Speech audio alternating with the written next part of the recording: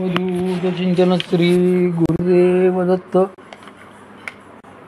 काल आपण सौ शकुंतलाताई आपटे महाराज यांचे लिखित तो महासुखाचा निमथाप आहे या पुस्तकातील 4 पानं वाचून दाखवतो. वैराग्याच्या 2 तरा. त्या दिवशी मग आजीने आम्हाला मोठे व्याख्यान दिले आणि शेवटी ती खेदाने म्हणाली, मेल्यानो, आयुष्यात वैराग्य म्हणजे काय हे तुम्हाला कधी कळायचे नाही. मी कशाला एवढा देवधर्म करते कोणास ठाऊक.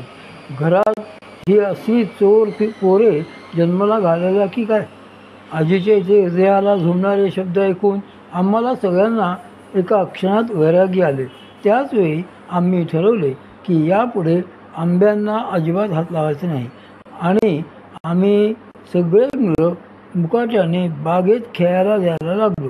कारण आम्हाला तर वैराग्य आलेले होते ना. पण ते कसले वैराग्य हो, ते काय खरेखुरे वैराग्य होते. सगळ्यांना आंबे सारखे डोळ्यांपुढे दिसत होते, कारण मनातून तर सगळ्यांनाच आंबे हवे होते.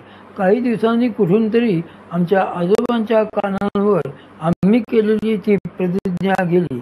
कारण आमच्यातही काही फुटकी मडकी आणि गळके माठ होतेच ना.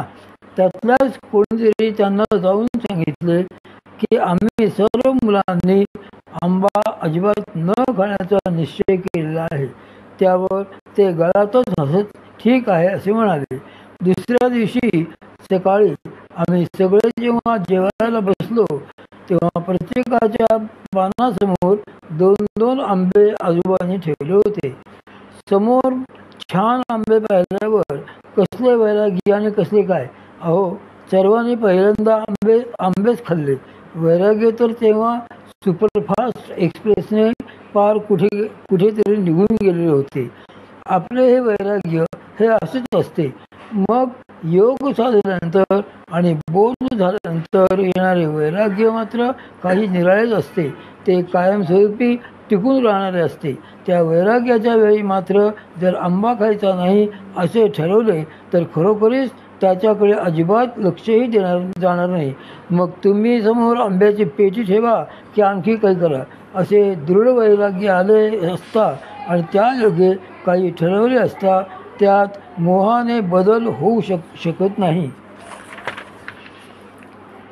दोन प्रकारचे विवेक. त्याचप्रमाणेच 2 विवेकांमध्येही फरक असतो. हे निवेक 2 पद्धतीचे असतात. व्यावहारिक विवेक आणि निस्वार्थ विवेक. त्यातला व्यावहारिक विवेक तुम्हाला सांगत असतो की अमुक एक गोष्ट करावी, असे करणे तुझ्यासाठी चांगले आहे म्हणून तू ते करच. म्हणजे तुझ्या स्वार्थासाठी आहे म्हणून ते चांगले आहे असे त्या साधने अगोदरच्या व्यावहारिक विवेकाचे सांगणे असते. तो स्वार्थयुक्त विवेक असतो.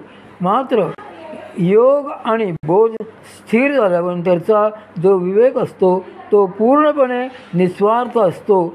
मग आपण श्री भगवंतांची, श्री सद्गुरूंची काहीतरी सेवा करावी, त्यांच्या स्थानी जाऊन झाडलोट करावी असे वाटायला लागते. सद्गुरुनाथांच्या माझ्यावर काहीतरी कृपा होईल का असा विचार मनात आणणारा हा विवेक खूप वेगळा असतो. हा निस्वार्थ विवेक सामान्य व्यवहाराच्या मोजपट्टीमध्ये बसणारा नसतो. अशी ही विवेक आणि वैराग्याची जोडगोळी असते. ही जोडगोळी आपले मन धुण्याच्या प्रोसेसमध्ये अत्यंत मोलाची मदत करत असते. ही जोडगोळी आपल्या मनाचे स्वतःशीच जे द्वंद्व चाललेले असते तेथून त्या मनाला खेचून वेगळे काढते. मग ते द्वंद्वच शिल्लक राहत नाही. कारण मनाला कळते की आपल्याच परिवारात आपल्याला 2 शत्रू निर्माण झालेले आहेत. खरे म्हणजे साधना देखील आपण करीत नसतो. ती भगवती शक्तीच दयाळूपणे आपल्याकडून नियमाने साधना करून घेत असते. आपली साधना जेव्हा नियमाने, प्रेमाने, सातत्याने होऊ लागते तेव्हा मनाला आपसुकच कळले की आता आपले राज्य संपलेले आहे. आपले सगळे साम्राज्य कोणीतरी लुटून गेलेले आहे.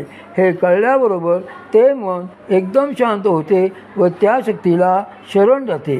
कारण त्याचे सर्व बळच खुंटलेले असते. कृपेच्या साधनाचेच प्राप्ती. जेथे त्या भगवती शक्तीचे कृपाशक्तीचे अधिष्ठान असते, जेथे श्री भगवंत साधकाला सांभाळण्याकरिता कटिबद्ध असतात, त्या पंथराजाने युक्तिपंथाने कृपेच्या साधन मार्गाने गेले असता साधकाला ती योगस्थिती